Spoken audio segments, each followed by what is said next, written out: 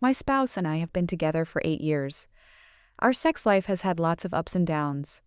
Sometimes it felt like it was on fire and was really good, but there were long stretches where I felt like I was starving.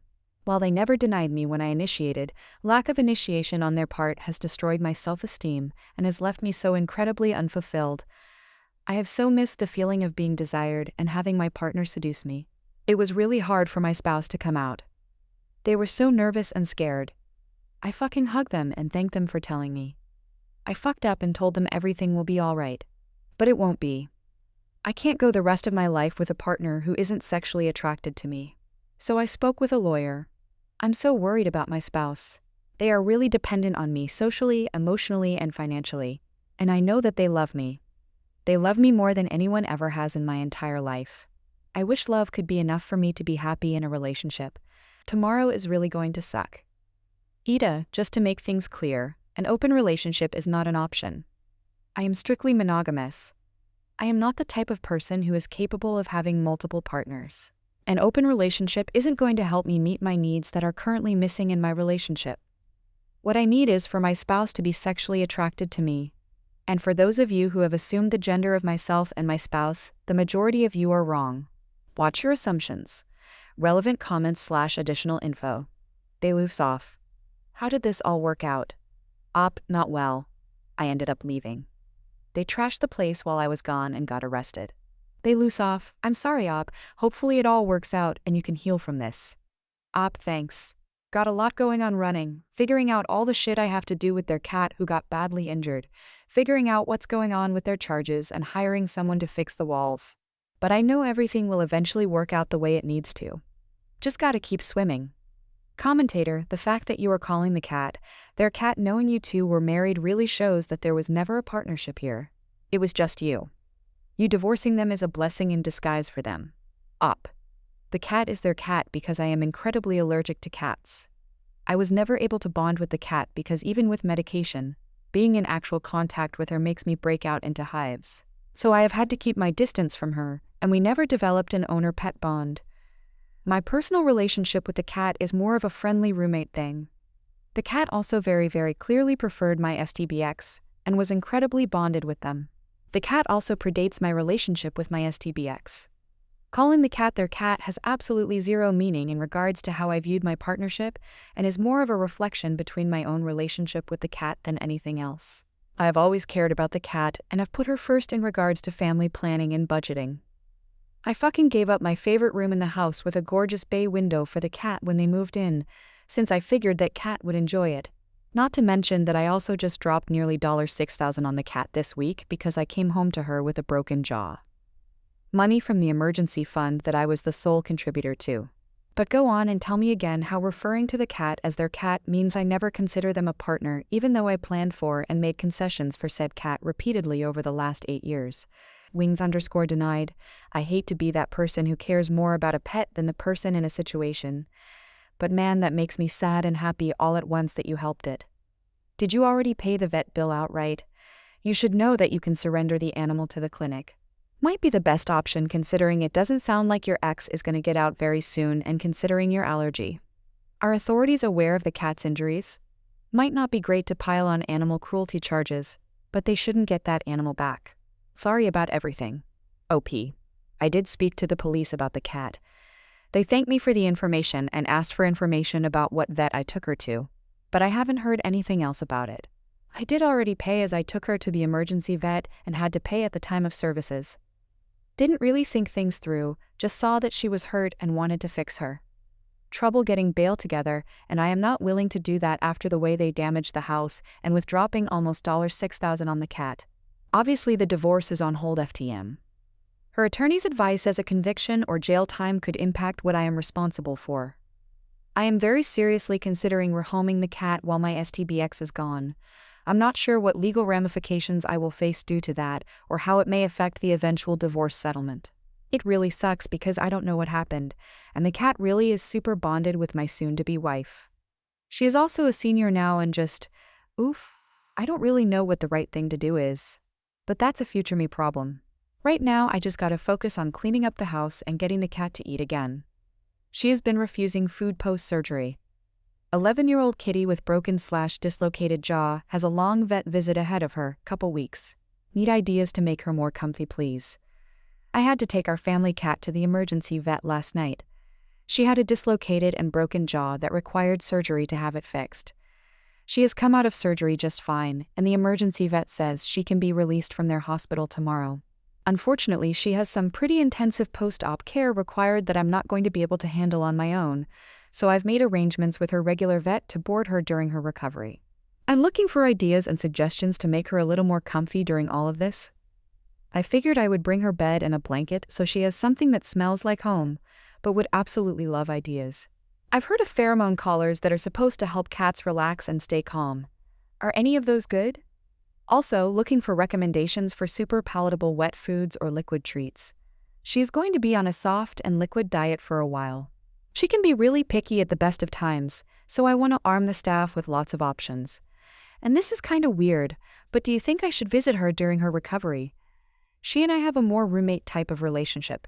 I'm actually really allergic to cats. I've been okay living with her by taking medication, thorough cleaning, air filters and I respecting each other's space, but actual contact with her results in me getting incredibly itchy and breaking out in hives. So even though we've lived together for years, she and I are not super bonded. Her person will not be able to see her. I honestly don't know a super lot about cats. I'm not sure if a familiar face would be a comfort or an annoyance. Thanks in advance. I just want this little girl to feel better. Tastiest soft food or treat, even if it is unhealthy garbage. Need to get kitty eating after surgery. Tastiest soft food or treat, even if it is unhealthy garbage. Need to get kitty eating after surgery. Our cat had surgery on Wednesday morning for a broken and dislocated jaw. She made it through surgery and the vet is optimistic.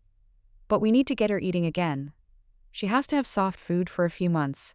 I'm looking for recommendations for anything soft that might get her going again. So far the only thing she has willingly consumed is goat cheese. Vet is okay with this. It was actually a vet tech's idea. Update. I have a not very happy update. I told my STBX that we needed to talk. We sat down and pretty much as soon as I mentioned that I wanted to end the marriage due to our sexual incompatibility, they started to become incredibly emotional. First with crying and begging me to reconsider. Then when I had held fast to my choice, they became very angry with me. They started yelling and being belligerent, so I told them I was leaving, and they followed me out to my car and slammed their fist hard enough on the hood, they left a sizable dent. I actually never even got around to telling them I had already spoken with an attorney, or let them have the preliminary draft of our divorce agreement. I went to stay in a hotel. My STBX continued to try and text and call me. They left a few really nasty voicemails and a few begging and crying for us to keep working on our marriage before I blocked them to get some rest. The next morning, I came to realize that the police had been trying to contact me. Turns out that my STBX went on an absolute rampage through the house. Many of my personal items were destroyed, holes punched and kicked into the walls. Some very sentimental items of mine are now damaged beyond repair. They even took my 80-year-old jade plant out back and put it on the grill. That had been my grandmother's plant. I'm devastated about that. Apparently during the rampage, the neighbors called the cops with a noise complaint. When the officers showed up, there was an altercation and my STBX ended up getting arrested. They are now facing charges for disorderly conduct, resisting arrest, and assault on a peace officer. The worst part, though, is that somehow during the rampage, arrest, or while left alone overnight, my STBX's cat got badly injured and needed to be taken to the emergency vet for surgery. She pulled through surgery okay and is currently being boarded at her regular vet's office for post-op care as I am unable to provide the level of care she needs. She should be okay, but I feel really bad for her. Her life is turned upside down, she is away from home, and the last memory she has of her favorite person was seeing them be a monster. I'm not sure what I'm going to end up doing with her ultimately. But I am doing what I can to get her feel better. I knew my STBX would get emotional and cry and yell. I knew they would be argumentative about it. Those were a big part of why I wanted to have all my ducks in a row before speaking with them. I am super thankful to my therapist who helped me role-play the talk. I had already had a packed bag in my car and was able to stay calm and cool-headed enough to leave when I did. My ex still has not posted bail, and I absolutely refuse to do so. They've been calling me from lockup begging me to, but also yelling at me. I have refused to take any of the calls. The preliminary divorce agreement where I was attempting an amicable divorce with decent spousal support for them is out the fucking window now. My attorney is fairly confident that with the damages to the house, the cost of surgery for my STBX's cap, my STBX's violent and threatening behavior toward me, and our pre-existing prenup, that the divorce will be very favorable to me. Guess my state doesn't suck as hard as I thought. My attorney has advised me to hold off on filing until we know the outcome of my STBX's criminal convictions, as that can also impact things. I have a hearing this week for a restraining order against my STBX, so if they somehow miraculously make bail, the Adelies can't come back here. And on a personal note / gotta throw this out into the universe and get it off my chest, to the person wearing the Batman shirt in Home Depot last Saturday who chatted up the person wearing the TMNT shirt. Thank you. A very deep, sincere thank you. If you are reading this, I hope you see why I declined to exchange numbers with you. There is a lot of chaos in my life, ATM. But you were a glimmer of hope for me of what my future life could be like. Additional info. The cat is at her vet recovering from her surgery. She had a broken and dislocated jaw. It required surgery to fix. She should be all right. Unfortunately, I am actually fairly allergic to cats. I can handle living with her with lots of air filters, thorough daily cleaning and allergy meds, but I can't pet her or be in close contact without breaking out into hives. I'm kinda in a pickle with her. She is 11 years old, and she has lived in my home for 8 of those years. On one hand, if she lives with me for the rest of her days, she at least gets to be in the home she has known and loved most of her life. But she won't get to be cuddled or petted much at all. I'm considering trying to rehome her after her recovery, but that is a lot of change for an elderly kitty. I'm not sure what the best thing for her is. I'll consult with her vet when she is eating on her own and off meds and see what they think will be in her best interest. I honestly don't know much about cats in general. I could never have them, and due to the allergies, she and I have had more of a friendly roommate type of relationship than a pet/owner one. Relevant comments. Wonderkid_0519. You don't think he hurt the cat, do you? Like, purposefully? I don't believe they hurt the cat purposefully, no. They adopted the cat before we even met. It has been their cat the past 11 years. They and the cat were closely bonded. They cuddled every day and had a close bond. I theorized that while they were rampaging through the house, they were throwing and kicking stuff at random and the cat got caught in the crossfire. But I do not know for certain what happened. No tire Cinderella, a broken and dislocated jaw unfortunately may point to it being purposely done. Most cats are going to run and hide if someone starts telling or throwing things around. I suspect the cat was kicked, but I really hope it's not true. Even if it wasn't on purpose, get a statement from the vet regarding the cat's injuries. That might actually help with your row and/or divorce. OP. I have. Both the attorney and police have documentation concerning the cat's injuries. I don't know if they are pursuing charges in that regard, but it is at least documented. My booger stays spicy. Hi there. I'm so sorry that you're going through this. I applaud your calm reaction. But seriously, I'm devastated about your grandmother's jade plant and the fucking cat. Please don't give details about the cat. I'll howl with rage. Sending all my positive things to that plant and that cat and you, of course. Thank you for sharing your journey with us. Wishing you a new lifetime of peace and happiness.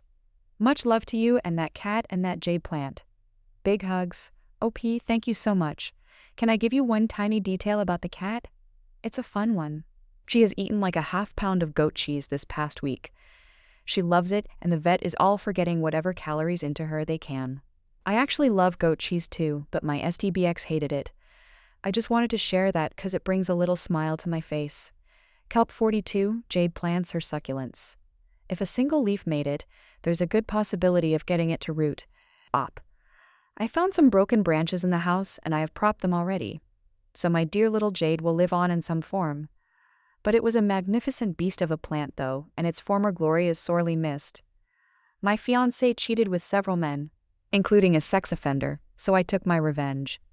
I met my ex in 2012, right after I had just turned 30. I had only dated and been with women exclusively until I came out as bisexual at 28. Let's just say the year I was 29 was a busy year making up for what I missed out on. It was mostly casual hookups, yes, safe, and I did try dating 2 different guys for a few weeks, but it just never worked out or got serious. I kind of figured that I'd probably end up marrying a woman or not getting married at all because I just didn't see myself catching romantic and sexual feelings for a guy. Then I met Ryan. From the first date, it was just like the only other time in my life I had fallen in love, butterflies, constantly thinking about him, wanting to spend every moment with him. He fell for me hard too, and we became an item. Though he did say while he considered my bisexuality a turn-on, because he had a thing for straight guys, it also gave him pause because of my desires for the opposite sex, and his concern it may lead me astray. I thought about it and understood it was a legitimate worry, but assured him that I couldn't even think about anyone else because I was really into him. Note, I knew he was the one by the end of the first month and I was in love, but I wasn't going to say these things too soon and risk scaring him off. On our first date, he admitted to me that he was legally blind due to a genetic disorder, and that it was progressive and eventually he would only have a sliver of his peripheral vision. He immediately said he understood if I didn't want to see him again because no other guy had wanted to date him and be his driver all of the time. I grew up with a brother in a wheelchair who never learned how to walk or talk due to misdiagnosed meningitis at 6 months old back in the 70s. I told him that and said that what my brother had was a severe disability, so in my perspective, his blindness had no effect in my feelings, and that always being the driver was a small sacrifice just to be with him. The following years were bliss. We brought out the best in each other. My family, who was surprised, but very supportive when I came out, adored Ryan and treated him like family, and said that I acted happier since we'd been together. When I met him, he was working part-time in retail, and had done very poorly in high school because he lost a lot of his confidence as his vision deteriorated. I told him that one thing I did insist on was that he do something with his life because he had too much to offer, and that I would help. He said that he'd wanted to be a teacher, but didn't think someone with limited vision could teach nonsense. So I put him through community college for 2 years, then 2 5-years of a local university, and finally the 1-year teacher certification program as required by California. I drove countless miles and paid hundreds in public transportation costs for him, never blinking an eye or complaining. We'd been together for 5 years and were engaged to be married in October by the time he was in his last semester of his teaching certification, which involved him student teaching at his former high school with his favorite teacher from his days in school. Then the pandemic hit and schools closed. Fortunately, he'd had enough hours in the classroom that he would still qualify to be certified after the governor issued a waiver via executive order. On the 3rd day of the stay-at-home order in March, my life crumbled when I innocently found out he had cheated on me with an ex, all because he handed his phone to me to show me something on Instagram. I accidentally fat-thumbed the back arrow when he gave it to me, taking me back to a list of all his messages. I looked and recognized the name of his ex as the second message, dated a week ago. I clicked on it and my heart sank. Directions to my house, pictures, dirty talk, and reassuring him not to worry about me because he had my location on my phone, my friends, just in case I came home from work. I immediately started screaming, demanding to know everything, and he admitted to having his ex over twice for sex, and that they didn't use protection. His ex was engaged to his GF during this, adding another victim. Then he admitted to sleeping with his straight, but curious recently single cousin, by marriage twice, again no protection. Finally, he admitted to sleeping with a supposedly straight guy. He and many of my cousins went to school with who I told Ryan. I really didn't like him or want them talking because I didn't trust him after what I'd read about him. Since they were never close friends, I didn't feel like this was a big sacrifice or that I was being too controlling, and I assumed that he knew why I, and all my cousins, felt that way, but didn't bother repeating it.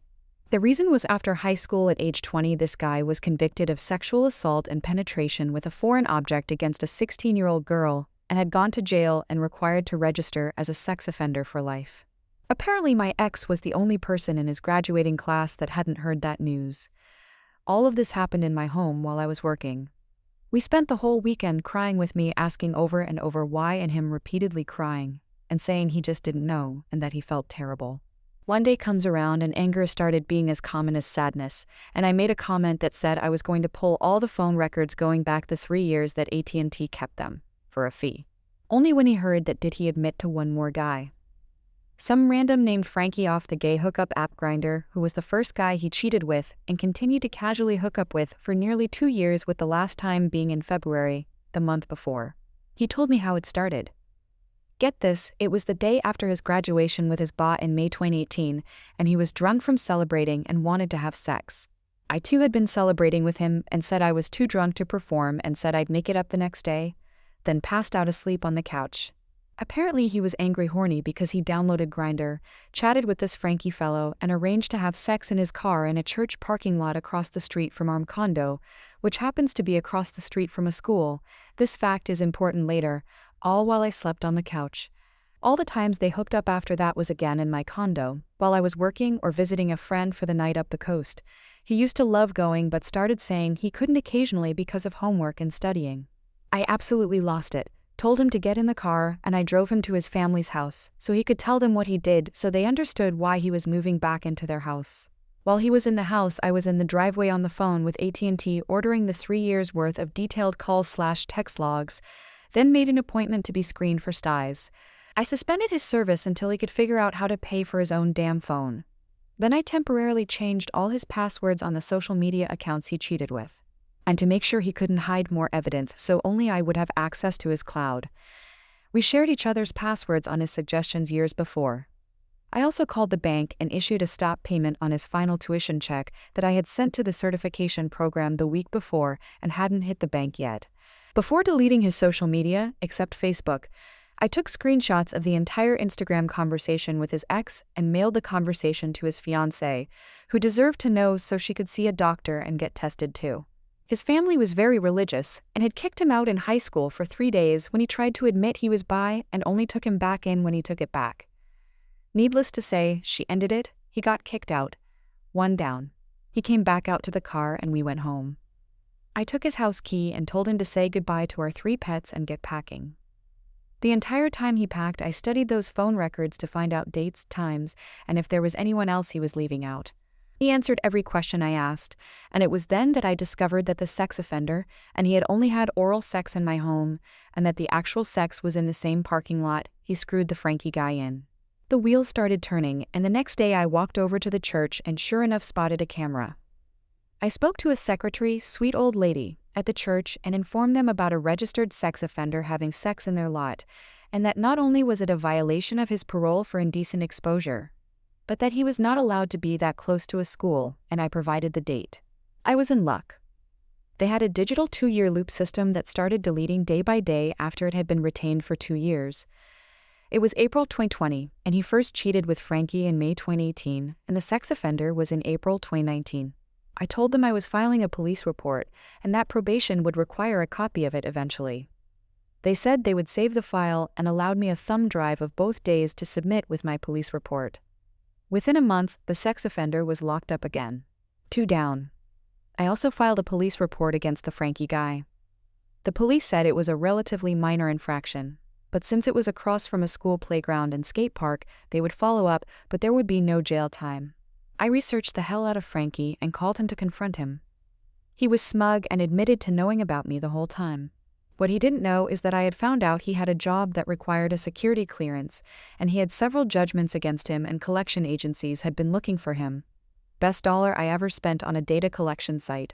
I didn't know why they couldn't find him and just garnish his wages, but it ends up he was Hispanic and had 2 last names and was a junior, plus he frequently by his middle name Francisco, Frankie for short, so he got lost in the paperwork confusion. I sent a letter to the collection agencies providing his employer and current location and contact info, and then sent a copy of the police report about misdemeanor and decent exposure for which he pled guilty, and it was a fine with community service, not considered a sex crime.